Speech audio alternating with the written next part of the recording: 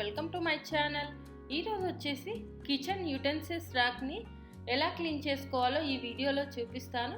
అంతకుముందు వీడియోస్లో నేనైతే ఈ కిచెన్ ర్యాక్ని అన్బాక్సింగ్ అండ్ రివ్యూ చేశాను, ఎంత కాస్ట్ ఇవన్నీ అయితే క్లియర్గా మెన్షన్ చేశాను. ఒకవేళ మీరు మిస్ అయ్యింటే నేను పైన కార్ట్లో వదిలేస్తాను, అలాగే డిస్క్రిప్షన్ బాక్స్లో కూడా లింకును ప్రొవైడ్ చేస్తాను, అక్కడ నుంచి మీరు డైరెక్ట్గా చూడవచ్చు. సో ఇది తీసుకొని చాలా డేస్ అయిపోయింది, తర్వాత అలాగే మనకి ఇక్కడ మొత్తం డస్ట్ ఫామ్ అయిందనమాట. సో దానికోసమనే నేను ఇది తీసి క్లీనింగ్ అయితే చేయడం జరిగింది. అందులో ఉన్న అన్ని గిన్నెలు, ప్లేట్స్, స్పూన్స్ ఇంకా అన్నీ అయితే తీసేసాను. ఇక్కడ అక్కడక్కడ కొన్ని మాత్రమే ఉన్నాయి, అవి కూడా తీసేసి నేను ఎలా వాష్ చేయాలో అనేది చూపిస్తాను. చాలా ఈజీగా చేసుకోవచ్చు, చాలా తొందరగా కూడా పోతుంది అనమాట. సో ఇవన్నీ తీసేసిన తర్వాత మనం ఏదైతే డిష్ వాష్ ఉంటుందో అది ఇలా నేనైతే ఒక బౌల్లో పోసేసుకొని ఇలా స్క్రబ్ తోటి అయితే మొత్తం ఇలా రఫ్ అయితే చేసేస్తున్నాను. మొత్తం మనం గిన్నెలు ఎట్లయితే తోముకుంటామో అట్లాగే చేయాలి, కాకపోతే కొంచెం జాగ్రత్తగా, మనకు ఇది స్టెయిన్లెస్ స్టీల్ కాబట్టి అక్కడక్కడ మనకు కుచ్చుకునే ఛాన్సెస్ ఉంటుంది కాబట్టి షార్ప్గా ఉంటుంది. సో అందుకోసమని కొంచెం జాగ్రత్తగా అయితే దీన్ని మనమైతే తోముకోవాలి. ఈ విధంగా నేను పైన తోమేశాను. ఇట్లా సైడ్స్ కూడా మనకు డస్ట్ అనేది ఫామ్ అయిపోయింది. ఇదంతా ఒకసారిగా అయితే మొత్తం ఇలా పైన ఉన్న మొత్తం వాటికైతే ఫస్ట్ ఇలా చేసేసాను. ఇందులో ఉన్న కొంచెం సామాను ఇడ్లీ పాత్ర పెట్టాను, అది కూడా తీసేసి మొత్తం క్లియర్గా అయితే ఇట్లా నిదానంగా ఒక్కొక్క ర్యాక్ని అయితే నేను ఇలా అయితే వాష్ చేయడం జరిగింది.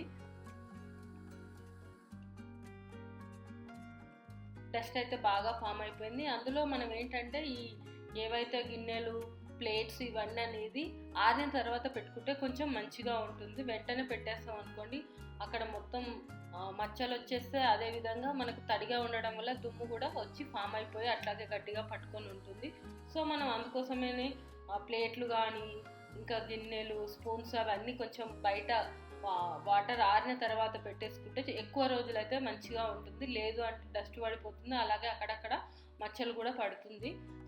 తోమితే పోతుంది, బట్ కొంచెం టైం ఎక్కువగా తీసుకుంటుంది. ఈ విధంగా అయితే నేను మొత్తం తోమిన తర్వాత వాటర్తో ఇలా మొత్తం వాష్ అయితే చేస్తున్నాను. మామూలుగా మనం ఎలా చేసుకుంటామో అలానే, కాకపోతే ఏంటంటే ఇది మనకు ర్యాక్స్ లాగా ఉండి మొత్తం కంపార్ట్మెంట్స్ టైప్లో ఉంటుంది కాబట్టి కొంచెం టైం ఎక్కువగా పడుతుంది.